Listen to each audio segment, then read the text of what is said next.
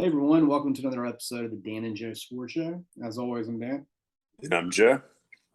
All right, Joe. Before we get into our number 11 through 14 teams in our preseason college football rankings, I want to talk about some notable injuries and retirements that we have in college football this season. And the first one is one that kind of hits a little close to home for me at least, because he's someone that played at a high school that's really close to me, and one that I've even in my mind considered sending my future children to. And that, of course, is Myles Brennan, who played at State Stanislaus.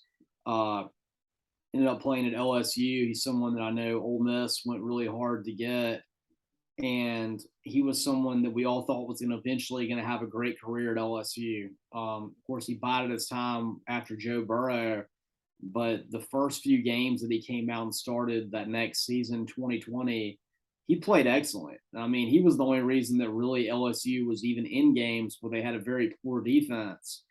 But then eventually he ended up having a strange, I think it was an oblique injury. And I think this injury was so uncommon that a lot of people even called it the Myles Brennan injury. And he never really seemed to get his career back on track. And now we see that as a sixth-year senior at LSU, he is retiring from football. Yeah, you really hate to see that. Had been hearing about him as a prospect for years, going back to his high school days. Feel like he's been a guy that was, in recruiting news from like the age of 15 to 16. You're right. He was definitely on Ole Miss's radar, and then he goes to LSU. And you kind of thought, each year it was just a matter of time before he took over. And at some point, you felt like he was going to come out there and have a great season. But just unfortunately, we did not see it.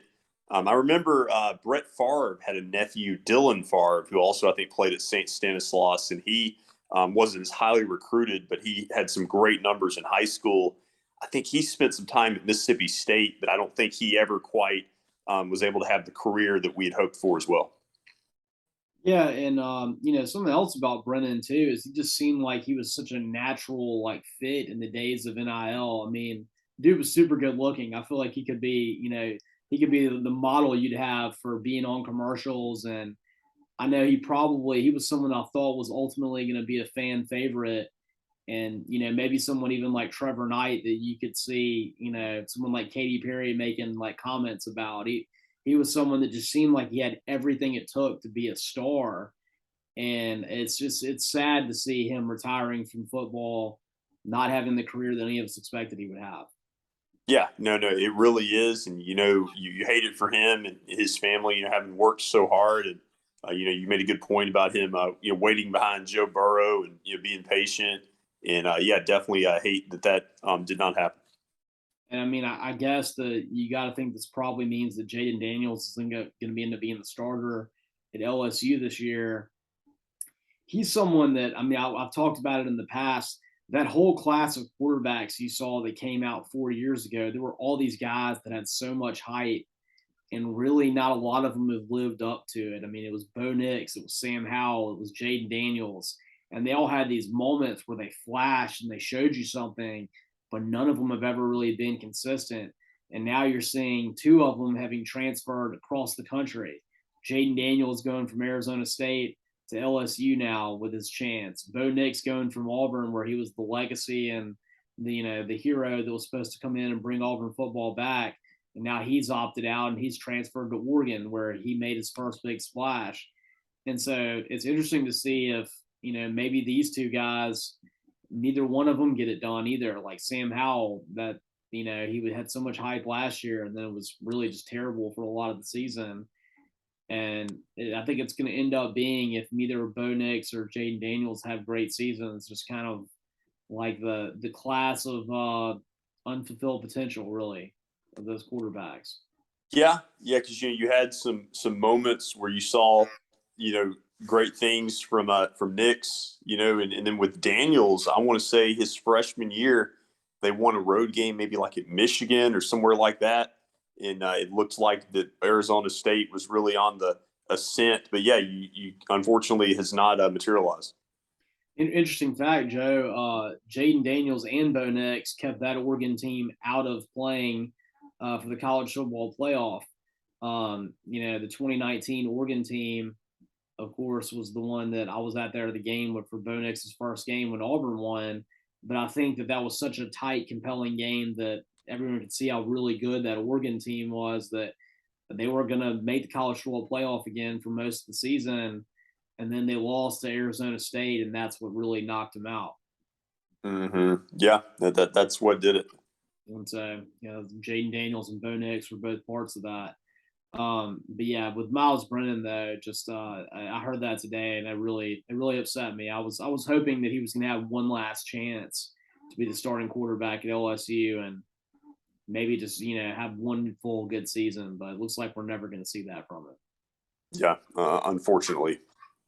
And Joe, something that on that kind of transfer path, 60-year quarterback thing, I'm really interested to see this year how many USC starting quarterbacks there are across the country. So, of course, there's going to be one that's playing at USC, but we're looking at opening night, Thursday night, when you have the great return of the backyard brawl between Pittsburgh and West Virginia. Both of them are going to be former USC starting quarterbacks, with JT Daniels playing for his third different team where he's the starting quarterback for West Virginia, and for Pittsburgh, Keaton Slovis. And then if Jackson Dart becomes the starter at Ole Miss, that's 3. And then, of course, Caleb Williams at USC, that'll be 4. It's also possible, Joe, that I've heard that Jack Sears at Boise State is pushing Hank Bachmeier. You could have 5 USC starting quarterbacks across the country this college football season. That's just unbelievable to think about. I'd forgotten about JT Daniels and where he was over the last year. But yeah, I mean, USC just has a footprint everywhere, and you're probably going to continue to see that, even more now with players transferring so often. That's right, Joe. And I mean, I think Myles Brennan being like a 60-year senior made me think about JT Daniels. And I mean, I got to think that's going to be a record, right? With him starting for West Virginia, there's no way there's ever been another quarterback that has actually been the starting quarterback for 3 different D1 schools. I can't think of anybody offhand. I mean, I can think of plenty that have done it for 2, but 3 is a new level. And also kind of like Myles Brennan, JT Daniels had that weird oblique injury that kept him out for a long time. So maybe, if you look at the karmic gods of football, maybe with Myles Brennan not making it, maybe that means that JT Daniels is finally going to have a season where we see all of this untapped potential that we've been hearing about for the last 7 years. Yeah, we've definitely been hearing it. All right. Joe, it doesn't just go to Myles Brennan being out at LSU on the injury front. Naylor, who is a wide receiver that everybody was really excited about, that was part of the really good Wyoming Cowboys team last year, transferred to Texas and was joining Ajay Hall, who is also a great Alabama receiver who transferred to Texas in what was going to be a really solid Texas wide receiving outfit. Naylor's out for the season, and Ajay Hall, he's gotten into a lot of trouble at Alabama, which is why Nick Saban showed him the door. I think he's gotten suspended at Texas now, too. So Texas is taking a little bit of a hit in their wide receiver room in this first week of camp. Yeah, unfortunate, to see that. I know that they were hoping, to have that momentum, kind of build on the momentum I guess they also got in the offseason with the Arch Manning commitment a couple months ago. And, I think you and I would probably share the opinion until Texas, really proves it to us. We're still going to have to see it kind of one step at a time. Yeah, Joe, I know there was one person in the AP poll that voted Texas #1. I got to assume that Matthew McConaughey somehow got a press pass so that he could be the voter in that, because I don't really see how that works. Yeah. That would be like if Auburn had one vote and I had myself an AP pass, you probably know who did it. Because I couldn't believe that. I'm never going to say Texas is back until I see it on the field. I've fallen in that trap before, and I'm not going to do it again. Yeah, it's kind of that, the facade of the September Heisman. You just can't hand it out too early. And Joe, of a team that has shown that they can meet their expectations over and over again over the last decade, Clemson lost one of their excellent defensive linemen who is probably going to be a top 10 draft pick this year for the season. And what's a really sad story in defensive end, Xavier Thomas being out for the season. that's going to be a huge blow for Clemson. I mean, of course, they're known for having just, bevy of great defensive linemen, but this guy was a star. And with Clemson really having a lot of offensive struggles last season, it's going to be even more important than ever that their defense maintain that high level. Yeah, I mean, they're definitely going to, be missing these players. That's going to be a huge, disappointment for them not having them available, because you really felt that those, great recruits from a couple of years ago, this is going to be their year to have a breakout year. But I will say that I've heard people, on different shows talking about Clemson and just, I feel like almost unfairly saying that they're just not going to be good anymore. And I am surprised when I hear that rhetoric. I don't expect them to come out, and compete for a playoff spot probably this year. But if they won 10 or 11 games, it wouldn't surprise me. And then finally, I'll probably talk about this more when we eventually get to them in the, top 10 poll in a week or two on the show. But I mean, if you're not going to consider Clemson, as a top program right now, my point would be, who is? I mean, how many teams have won 2 national titles, in the last 5 years, not named Alabama? And so I feel like, they won 10 games last year. They have to be in that conversation. Well, Joe, I mean, not only have they won 2 national championships, I think until last season they had been in every single college football playoff except for the first one. So I think they've missed 2 college football playoffs. Alabama's missed 1, and I mean they've been the 2 most prolific programs. Mm-hmm. Yeah, and so any rhetoric to me that's already considering them a has been, I don't get it. No, and I mean, everybody like and myself included said that last season was Nick Saban's best coaching job to get Alabama in the national championship game.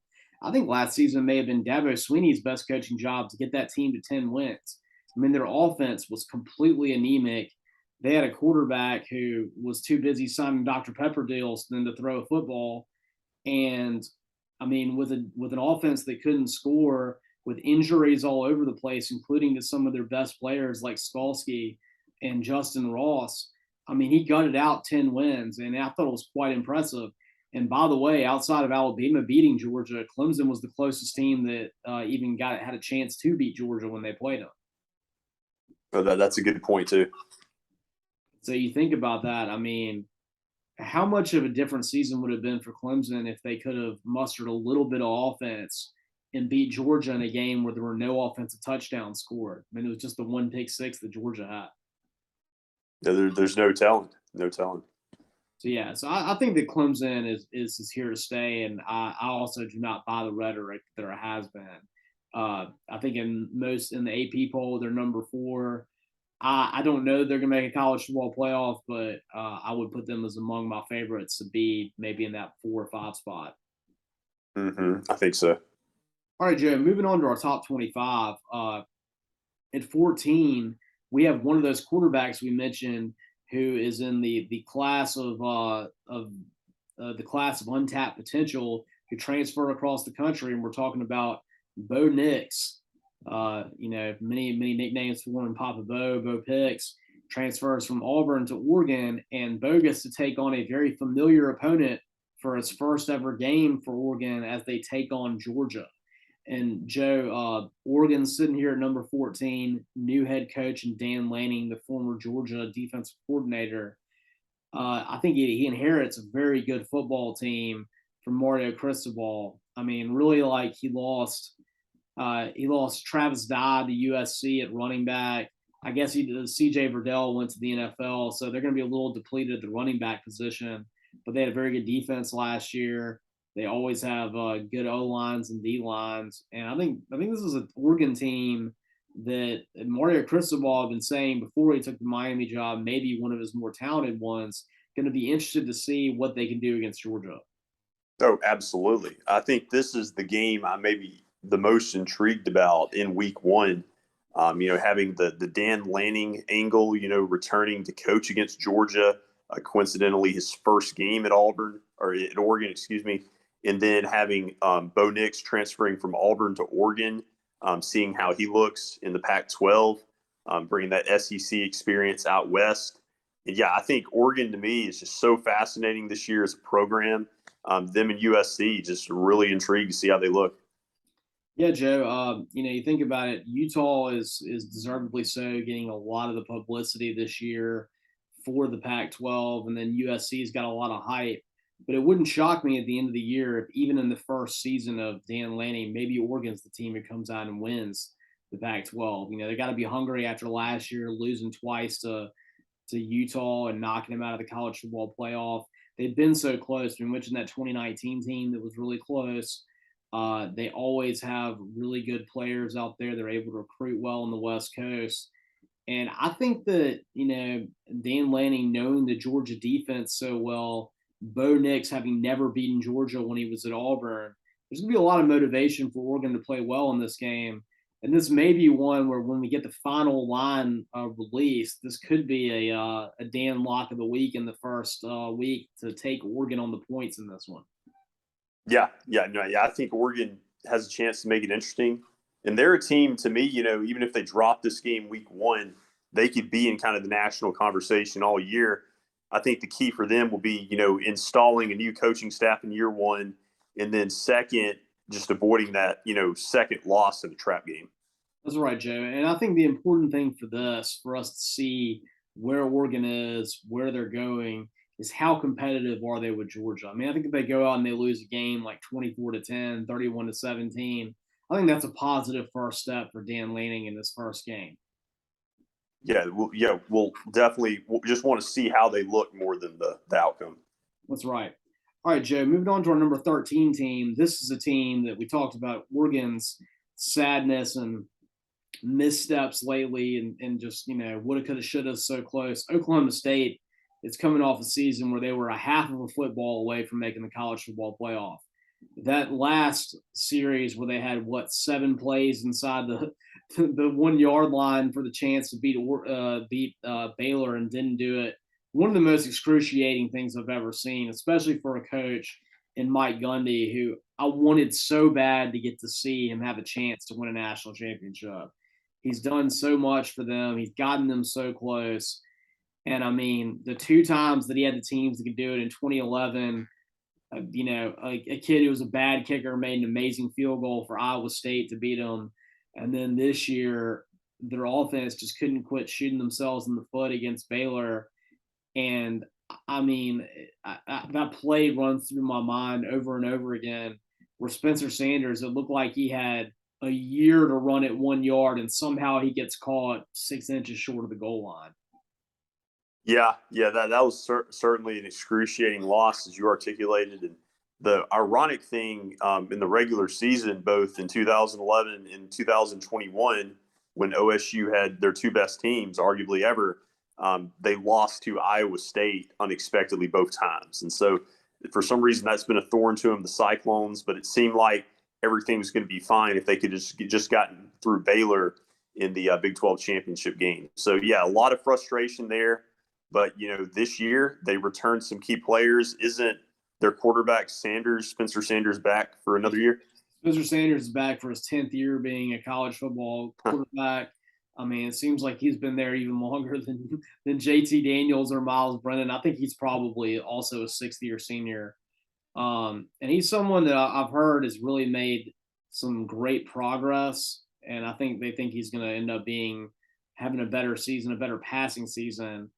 And, I would like to see them do well again.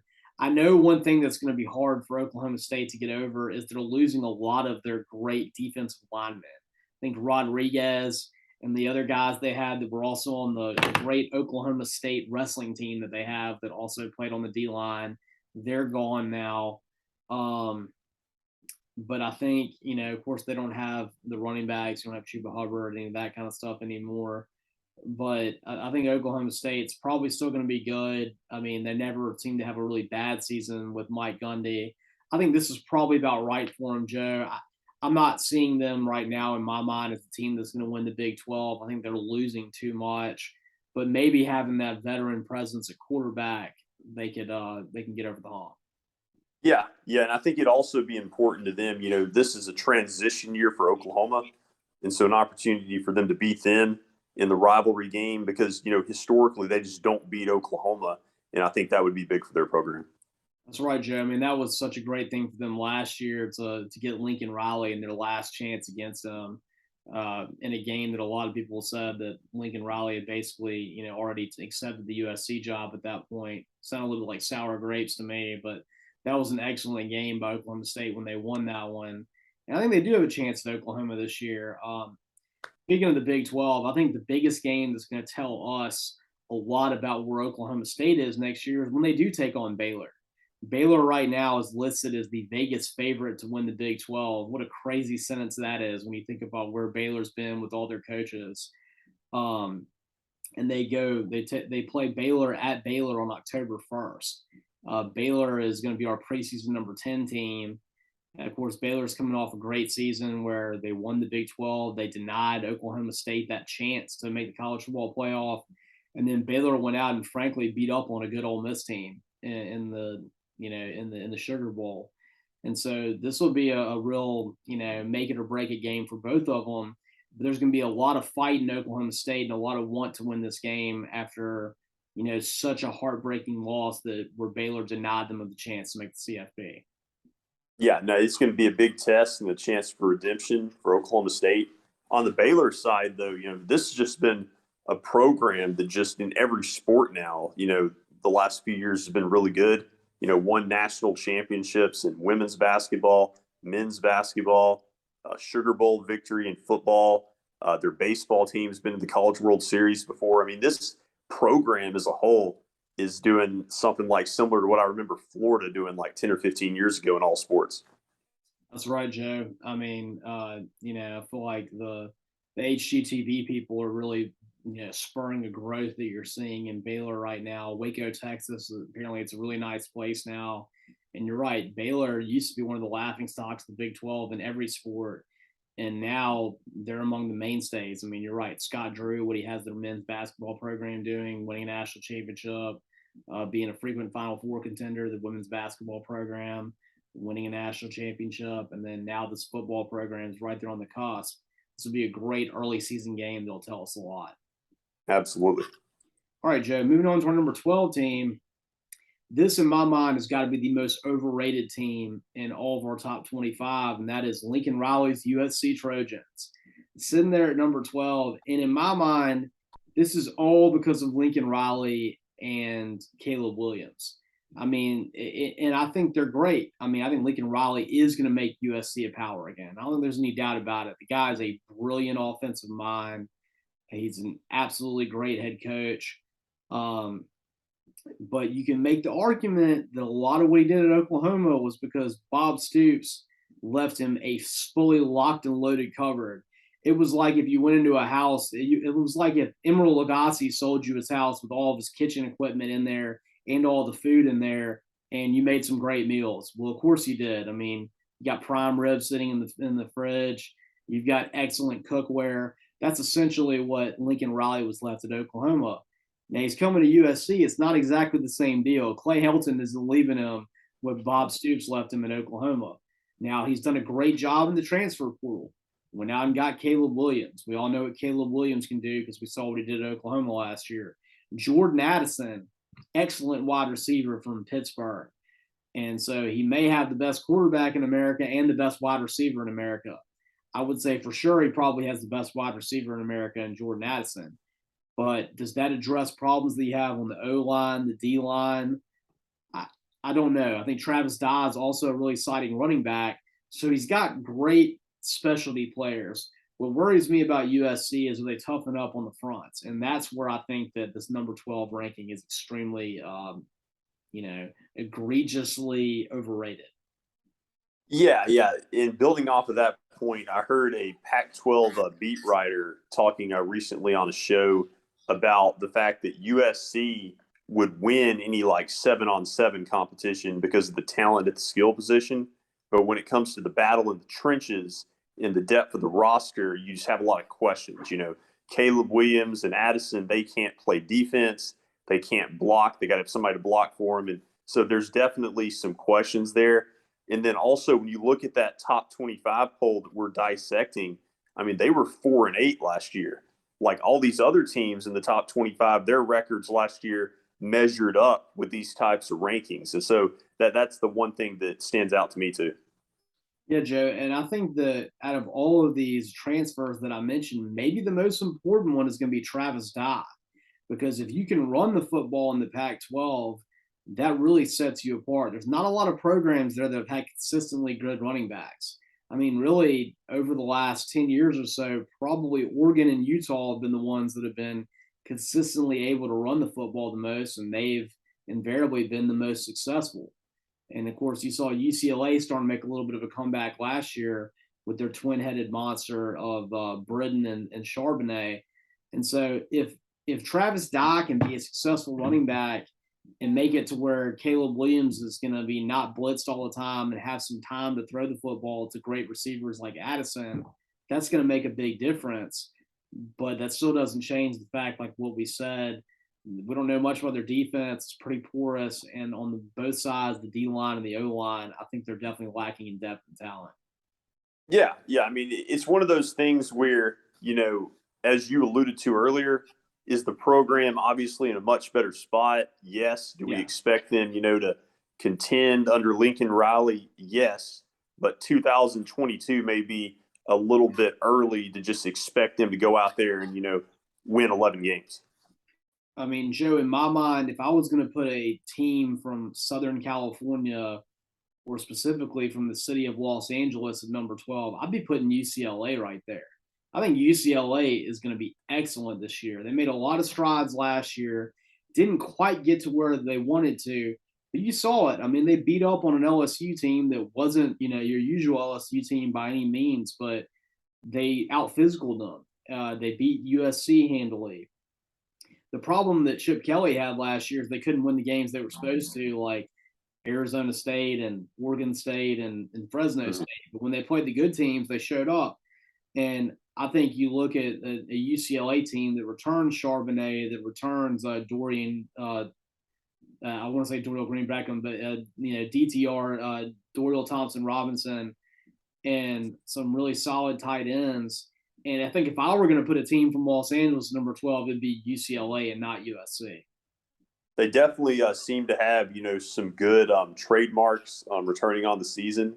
And with your, when you're looking at USC, you're installing an entire new coaching staff, very similar to Oregon. But the difference with Oregon and USC is that Oregon was a great team last year. Yeah, I mean, it's a lot easier, like when you're Lincoln Riley inheriting a Bob Stoops team that went 11-2 and, been winning the Big 12 for 10 years in a row. And of course, you're going to take them to the college football playoff in your first season because you have Baker Mayfield returning for his third year as a starting quarterback.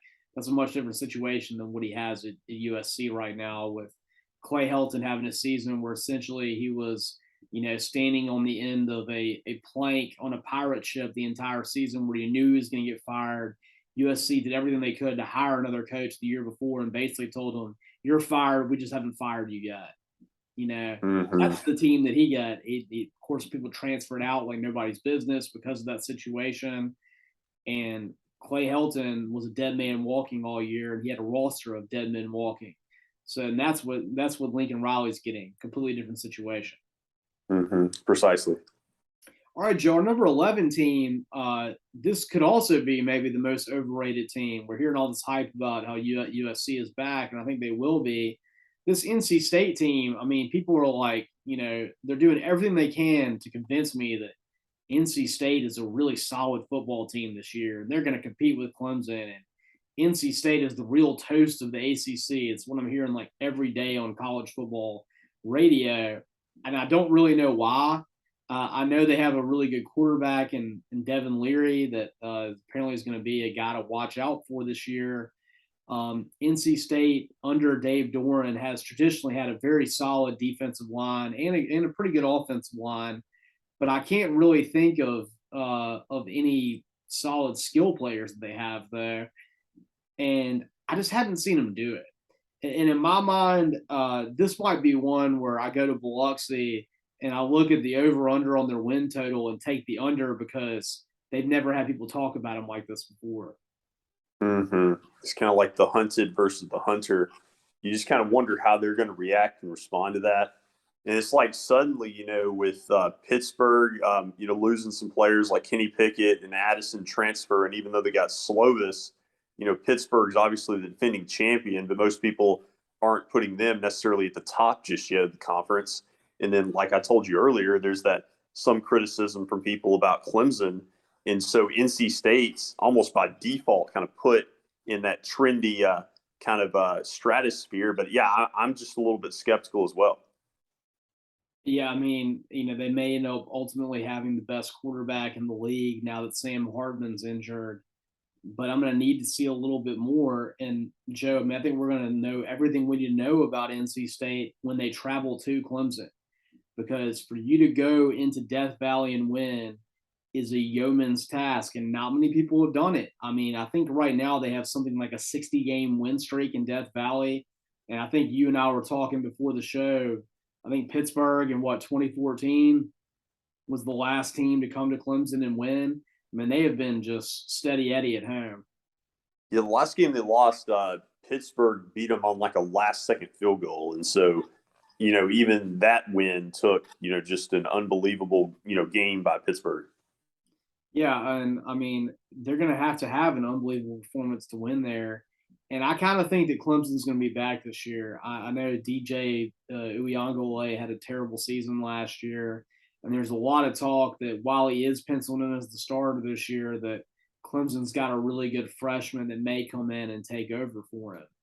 I think that Clemson with either quarterback is probably still going to be a top 5 team, and I right now I would still highly favor them to win the ACC. But maybe we'll see if NC State can go into Clemson and win that game. They certainly are a for real football team. Yeah, that would definitely make me convinced if they pulled that off. But it's just hard for me to imagine them with the expectations suddenly on their shoulder, them not going out and losing 3 or 4 games. I just kind of look for that to happen, and probably starting at Clemson. That's what I think too, Joe. And something else that doesn't need to be undersold is the fact that they beat Clemson pretty handily last year. And you can ask Alabama how it is to try to beat Clemson 2 years in a row. You don't do it. I mean, I would be fascinated to look at the stat and see the last time that Clemson lost back-to-back games to an opponent anywhere. I bet it's been 10 years. I bet it's been a long time. I mean, even Auburn, we beat him in the 2010 season with Cam Newton. The very next time we played him was the first game after we won the second game after we won the national championship, 2011. We were like 17-point favorites, and they beat us. I mean, that was early in the Dabo tenure. I mean, teams don't beat Dabo 2 times in a row very often, and it may have never happened for all I know. And so that seems like a very long shot for NC State to win that game and to actually be relevant this year. Right. You feel like they have to win that if they really want to win the ACC. Yeah, if you want to be what people are talking about you being, you have to win this game. And so until I see that, until it comes to October 2nd and you and I are talking about how NC State won that game, I don't really want to hear about them. Yeah. So we'll see. I mean, you'd like to see NC State do it because you feel like they've been snake bit in so many sports lately. Like they should have gotten a chance to play for a baseball national championship, but COVID kept them out of it. They didn't even get to play in a nice bowl game last year after they had a good season. Been a lot of things that have happened that have kind of like sidelined their programs, but they have their chance this season. Yeah, they're definitely due up. All right. And when we come back next week, we're going to talk about our top 10 teams. You can listen to our recaps of all the top 25 on Spotify over the last few episodes. You can also subscribe to our YouTube channel, the Dan and Joe Sports Show YouTube channel. Follow us on Twitter at DJ Sports Show. And as always, I'm Dan. And I'm Joe.